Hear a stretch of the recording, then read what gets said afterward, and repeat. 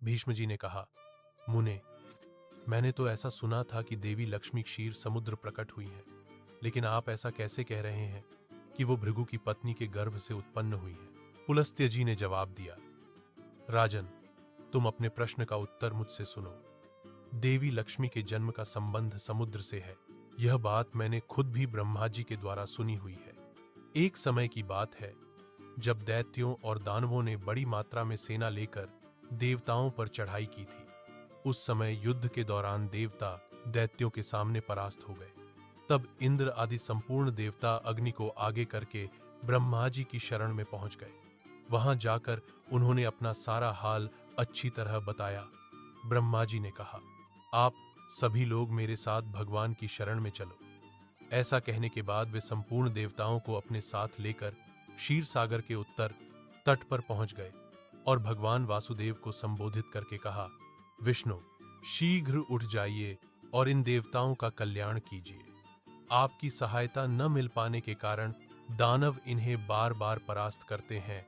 ऐसा कहने पर कमल के समान नेत्र वाले भगवान अंतर्यामी पुरुषोत्तम ने देवताओं के शरीर को अपूर्व अवस्था में देखकर कहा, देवगण, मैं तुम्हारे तेज की वृद्धि करूंगा।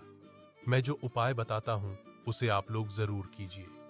दैत्यों के साथ मिलकर समस्त प्रकार की औषधियां लेकर आओ और उन्हें क्षीर सागर में डाल दो।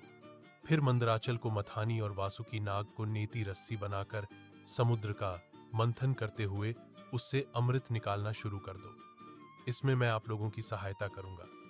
समुद्र का मंथन करने पर जो अमृत बाहर आएगा उसका पान करने के पश्चात तुम लोग बलवान और अमर हो जाओगे।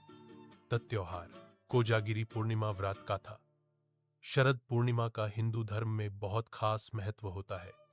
इस दिन विधि विधान से व्रत रखा जाता है और मां लक्ष्मी की पूजा होती है। शरद पूर्णिमा पर देवी लक्ष्मी का प्राकट्य हुआ था और इस दिन मां लक्ष्मी धरती पर भ्रमण करती हैं। ऐसे में शरद पूर्णिमा के दिन व्रत रखने और मां लक्ष्मी व विष्णु जी की पूजा करने के साथ साथ देवी के प्रादुर्भाव की कथा का पाठ भी अवश्य करना चाहिए। ऐसा करने से व्रत का पूर्ण फल प्राप्त होता है। तो आइए विस्तार से जाने शरद पूर्णिमा व्रत कथा। भीष्म जी ने कहा, मुने, मैंने तो ऐसा सुना था कि देवी लक्ष्मी क्षीर समुद्र प्रकट हुई हैं, लेकिन आप ऐसा कैसे कह रहे हैं कि वो भृगु की पत्नी के गर्भ से उत्पन्न हुई हैं? पुलस्त्य जी ने जवाब दिया, राजन, तुम अपने प्रश्न का उत्तर मुझसे सुनो। देवी लक्ष्मी के जन्म का संबंध समुद्र से है। यह बात मैंने खुद भी ब्रह्मा जी के द्वारा सुनी हुई है। एक समय की बात है जब दैत्यों और दानवों ने बड़ी मात्रा में सेना लेकर देवताओं पर चढ़ाई की थी। उस समय युद्ध के दौरान देवता दैत्यों के सामने परास्त हो गए। तब इंद्र आदि संपूर्ण देवता अग्नि को आगे करके ब्रह्मा जी की शरण में पहुंच गए। वहां जाकर उन्होंने अपना सारा हाल अच्छी तरह बताया। ब्रह्मा जी ने कहा, आप सभी लोग मेरे साथ भगवान की शरण में चलो। ऐसा कहने के बाद वे संपूर्ण देवताओं को अपने साथ लेकर क्षीर सागर के उत्तर तट पर पहुंच गए और भगवान वासुदेव को संबोधित करके कहा, विष्णु, शीघ्र उठ जाइए और इन देवताओं का कल्याण कीजिए। आपकी सहायता न मिल पाने के कारण दानव इन्हें बार बार परास्त करते हैं। ऐसा कहने पर कमल के समान नेत्र वाले भगवान अंतर्यामी पुरुषोत्तम ने देवताओं के शरीर को अपूर्व अवस्था में देखकर कहा, देवगण, मैं तुम्हारे तेज की वृद्धि करूंगा। मैं जो उपाय बताता हूं उसे आप लोग जरूर कीजिए। दैत्यों के साथ मिलकर समस्त प्रकार की औषधियां लेकर आओ और उन्हें क्षीर सागर में डाल दो।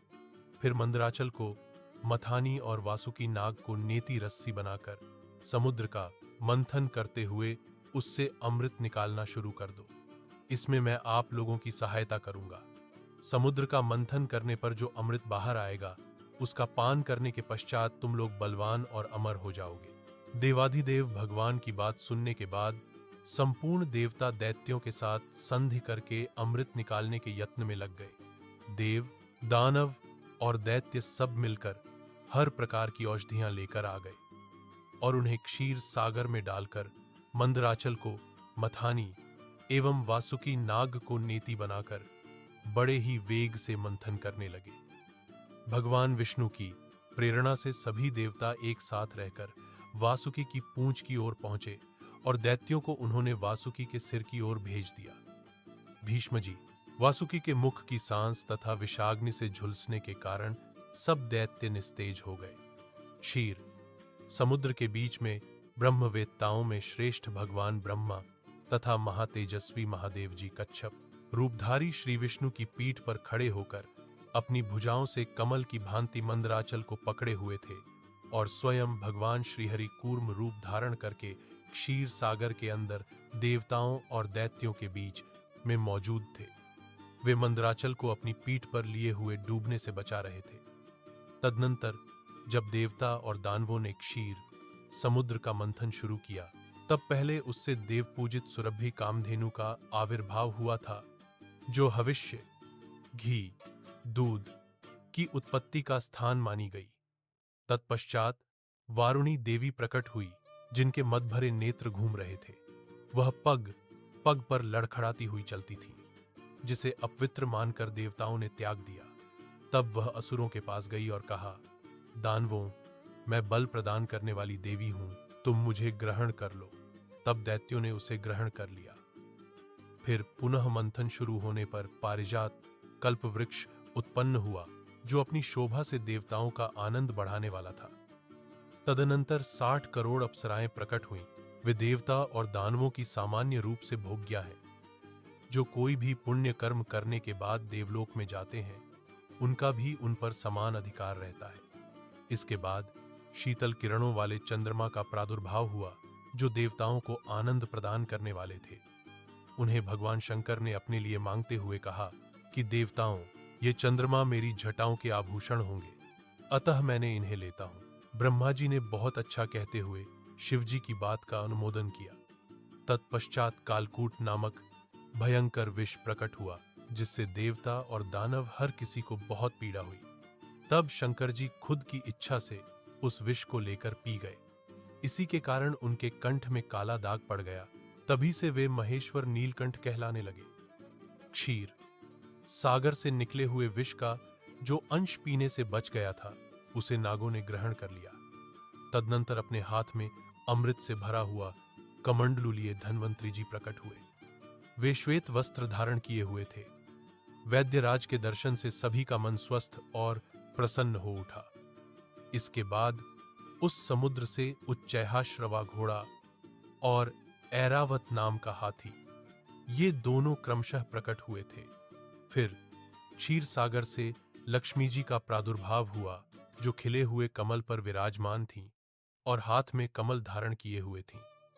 उनका प्रकाश चारों ओर फैल रहा था। उस समय महर्षियों ने श्री सूक्त का पाठ करते हुए बड़ी प्रसन्नता से उनका स्तवन किया। साक्षात क्षीर समुद्र ने प्रकट होकर लक्ष्मी देवी को एक सुंदर माला भेंट में दी, जिसके कमल कभी भी मुरझाते नहीं थे। विश्वकर्मा जी ने उनके समस्त अंगों में आभूषण पहना दिए। स्नान के पश्चात दिव्य माला और दिव्य वस्त्र धारण करके जब देवी सभी प्रकार के आभूषणों से विभूषित हुईं, तब इंद्र आदि देवता और विद्याधर आदि ने भी उन्हें प्राप्त करने की इच्छा जताई। तब ब्रह्मा जी ने भगवान विष्णु से कहा, वासुदेव, मेरे द्वारा दी हुई इन देवी लक्ष्मी को आप ही ग्रहण करें। देवताओं और दानवों को मैंने मना कर दिया है, वे इन्हें पाने की इच्छा नहीं रखेंगे। आपने जो स्थिरता पूर्वक इस समुद्र मंथन के कार्य को संपन्न किया है, इससे मैं बहुत संतुष्ट हूं। ऐसा कहकर ब्रह्मा जी लक्ष्मी देवी से बोले, देवी, तुम भगवान केशव के पास चली जाओ। मेरे दिए हुए पति को पाकर अनंत वर्षों तक आनंद का उपभोग कीजिए। ब्रह्मा जी के ऐसा कहने के बाद लक्ष्मी जी समस्त देवताओं के देखते देखते श्रीहरि के वक्षस्थल में चली गईं और भगवान से बोली, देव, आप कभी मेरा परित्याग न करें। संपूर्ण जगत के प्रियतम, मैं सदा आपके आदेश का पालन करती हुई आपके वक्षस्थल में निवास करूंगी। ऐसा कहकर लक्ष्मी देवी ने कृपापूर्ण दृष्टि से देवताओं की तरफ देखा, जिससे उन्हें बड़ी प्रसन्नता हुई। वहीं लक्ष्मी से परित्यक्त होने पर दैत्यों को बड़ा उद्वेग हुआ। उन्होंने झपटकर धन्वंतरी के हाथ से अमृत का पात्र ले लिया। तब विष्णु जी ने माया से एक सुंदर स्त्री का रूप धारण करके दैत्यों को लुभाया और उनके निकट जाकर बोले, यह अमृत का कमंडलू मुझे दे दो। उस त्रिभुवन सुंदरी रूपवती स्त्री को देखकर दैत्यों का चित्त काम के वशीभूत हो गया। ऐसे में उन्होंने चुपचाप वह अमृत उस सुंदरी के हाथ में पकड़ा दिया और स्वयं उसका मुंह देखने लगे। दानवों से अमृत लेकर भगवान ने देवताओं को दे दिया और इंद्र आदि देवता तत्काल उस अमृत को पी गए। यह देख दैत्यगण अलग अलग प्रकार के अस्त्र शस्त्र और तलवारें हाथ में लेकर देवताओं पर टूट पड़े। लेकिन सभी देवता अमृत पीकर बलवान हो चुके थे। उन्होंने दैत्य सेना को परास्त कर दिया। देवताओं की मार पड़ने के बाद दैत्यों ने भागकर चारों दिशाओं की शरण ले ली और कितने ही पाताल में घुस गए। तब संपूर्ण देवता आनंद मग्न मन हो शंख चक्र और गदा धारण करने वाले भगवान विष्णु को प्रणाम करके स्वर्ग लोक में पहुंच गए।